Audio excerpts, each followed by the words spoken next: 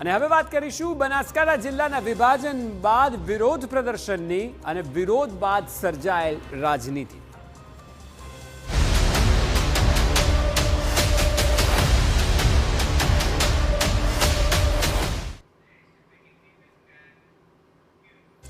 બનાસકાંઠા જિલ્લાના વિભાજન બાદથી નવા જિલ્લામાં વિરોધ સતત વધી રહ્યો છે। એક તરફ સ્થાનિકો અને વેપારીઓ સતત ત્રીજા દિવસે વિરોધ નોંધાવી રહ્યા છે, તો બીજી તરફ કોંગ્રેસે પણ વિરોધમાં ઝંપલાવ્યું છે। પાર્ટીના નેતા અને ધારાસભ્ય અમિત ચાવડાએ આરોપ લગાવ્યો કે સરકારે કોઈની સાથે ચર્ચા કરી જ નહીં અને વિભાજન કરી નાખ્યું। રાજકીય એજન્ડા અનુસાર આ વિભાજન કરાયું છે। સવાલ એ છે કે શું આ મુદ્દો આગામી સમયમાં સરકાર માટે પડકાર સર્જશે?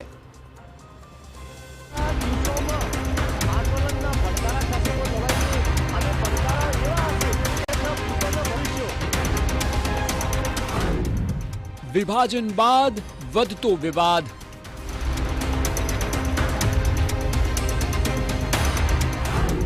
વિરોધમાં ભળ્યો રાજકીય રંગ।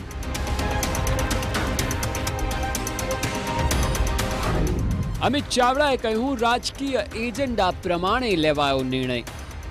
રાજકીય એજન્ડાઓને ધ્યાનમાં રાખીને જિલ્લાનું જે રીતે વિભાજન થયું છે એનો વિરોધ થઈ રહ્યો છે। સતત 3 દિવસથી બનાસકાંઠાના વિભાજન બાદ વિરોધ વધી રહ્યો છે। અલગ અલગ લોકો રસ્તા પર ઉતરીને પ્રદર્શન અને સૂત્રોચ્ચાર કરી રહ્યા છે। તમામ લોકોનું કહેવું છે કે નિર્ણયથી તેઓ અસંતુષ્ટ છે અને એટલે જ દિયોદર, ધાનેરા, કાંકરેજ એમ તમામ વિસ્તારોમાં લોકો બહાર આવીને વિરોધ પ્રદર્શનમાં જોડાયા છે। આ લોકો ધાનેરા તાલુકાના છે। વિરોધનો સૂર તેઓ લગાવી રહ્યા છે અને આશા રાખે છે કે આ સૂર સરકારના કાને અથડાય અને તેઓની માંગને સરકાર જરા સમજે। ધાનેરા તાલુકાના લોકોની માંગ છે કે બનાસકાંઠા જિલ્લામાં જ તેમને ફરીથી સમાવેશ કરાવાય। આ માંગને પ્રબળ કરવા માટે પૂર્વ ધારાસભ્ય સહિતના લોકો વિરોધ પ્રદર્શનમાં જોડાયા હતા। બનાસકાંઠા જિલ્લાનું જે વિભાજન કરવામાં આવ્યું એની સામે અમને કોઈ વધો નથી। જિલ્લો મોટો હતો અને વિભાજન કરવું પડે, પણ ધાનેરા તાલુકાને જે થરાદમાં મૂકવામાં આવ્યું છે એની સામે અહીંની પ્રજાનો ખૂબ જ ભારે સૂર છે। કોઈ પણ પ્રજા ત્યાં જવા માગતી નથી, કારણ કે જે વાત કરી એમ વાછોલનું અંતર ગણવા જાઓ કે બીજું જે અંતર ખીમતથી આગળનું અંતર ગણવા જાઓ તો એ 50 થી 60 કિલોમીટરનું આ સેન્ટર પડે છે અને અહીંથી 40 કિલો થાય એટલે 100 કિલોમીટર જેટલું અંતર થાય છે। તો સરકાર સાથે અમારી વિનંતી છે કે તાત્કાલિક ધોરણે એના પર ફેરવિચારણા કરવી જોઈએ। પ્રજાને પણ વિશ્વાસમાં લીધી નથી, પ્રજાના આગેવાનોને પણ વિશ્વાસમાં લીધા નથી અને એક જ તરફી જે નિર્ણય કરી અને કેબિનેટમાં નિર્ણય કર્યો છે એ મારી દ્રષ્ટિએ વ્યાજબી નથી। તો ફરીથી દાદરા તાલુકામાં આંદોલનો ન થાય, પ્રજા રોડ ઉપર ન આવે, એના પહેલાં સરકારને વિચારણા કરી અને દાદરા તાલુકાને બનાસકાંઠા જિલ્લાના પાલપુર સાથે જૂનું જે કંઈ છે ત્યાં જોઈન્ટ કરશે એવી મારે વિશ્વાસ છે। આ તરફ કાંકરેજમાં પણ સતત ત્રીજા દિવસે વિરોધ પ્રદર્શન યથાવત છે। અહીં કંબોઈ બાદ વેપારી મથક થરામાં પણ સજ્જડ બંધ જોવા મળ્યો હતો। વેપારીઓએ ઉગ્ર વિરોધ કર્યો હતો અને વિરોધ પ્રદર્શનમાં કોંગ્રેસના ધારાસભ્ય અમૃતજી ઠાકોર પણ જોડાયા હતા।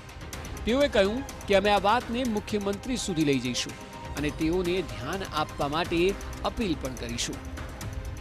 અત્યારે બંધનું એલાન આપ્યું છે। અમે 1-2 દિવસના જ અમારા વિરોધ પક્ષના નેતા સાથે ચર્ચા વિચારણા કરી રાજ્યના મુખ્યમંત્રીને આ બાબતથી જાણ કરીશું, લેખિત રજૂઆત કરીશું કે કાંકરેજને બનાસકાંઠા જિલ્લામાં સમાવેશ કરવામાં આવે। એ અમારી જે તાલુકાની જનતાની વિવિધ જે માગણીઓ છે માગણીઓનો ઉલ્લેખ કરી અને અમે માનનીય મુખ્યમંત્રી સાથે આ બાબતે ચર્ચા વિચારણા કરી અને રજૂઆત કરવાના। લોકોનું પણ સ્પષ્ટ માનવું છે કે સરકારના નિર્ણયને લીધે કાંકરેજના પણ તમામ લોકો રોષમાં છે। સરકાર તેઓને બનાસકાંઠામાં જ રાખે। કાંકરેજ તાલુકાને વાહમાં લઈ ગયા એથી અમે બહુ રોષે ભરાયેલા છીએ। અમને ફરી પાછા બનાસકાંઠા જિલ્લાની અંદર પાછા ત્યાં સમાવેશ કરો, નહીં તો અમે જ્યાં સુધી આનો પાછા અમને વિકાસ નહીં આવે ત્યાં સુધી અમે બધે હડતાલ ચાલુ રાખશું। તમામ માણસોને રોજ છે અમારે બનાસકાંઠામાં રહેવાનું છે અને બનાસકાંઠામાં ના રાખો તો સેવજ પાટણમાં ભેળવો, પણ અમારે વાવમાં જવું નથી। આખાય મામલે પ્રદેશ કોંગ્રેસે પણ ઝંપલાવી દીધું છે। સતત વિરોધ વધી રહ્યો છે અને તેને લઈને કોંગ્રેસના નેતા અમિત ચાવડાએ ખૂબ જ વેધક પ્રહાર કર્યા છે। અમિત ચાવડાનું કહેવું છે કે સરકારે કોઈની પણ સાથે ચર્ચા ન કરી અને જિલ્લાનું વિભાજન કરી નાખ્યું। ચૂંટાયેલા પ્રતિનિધિઓ સુધી પણ અભિપ્રાય લેવાયો નહોતો અને સાથે જ આ વિભાજન એક રીતે રાજકીય એજન્ડા અંતર્ગત જ કરવામાં આવ્યું છે. સાંભળો. જે રીતે સરકારે કોઈ પણ સાથે પરામર્શ કર્યા સિવાય, કોઈનો પણ અભિપ્રાય લીધા સિવાય, ચૂંટાયેલા પ્રતિનિધિઓને પણ પૂછવામાં નથી આવ્યું, ત્યાંની સામાજિક રાજકીય જે સંસ્થાઓ છે એને પણ પૂછવામાં નથી આવ્યું, કે સામાન્ય ત્યાંના જે લોકો છે એને પણ પૂછવામાં નથી આવ્યું.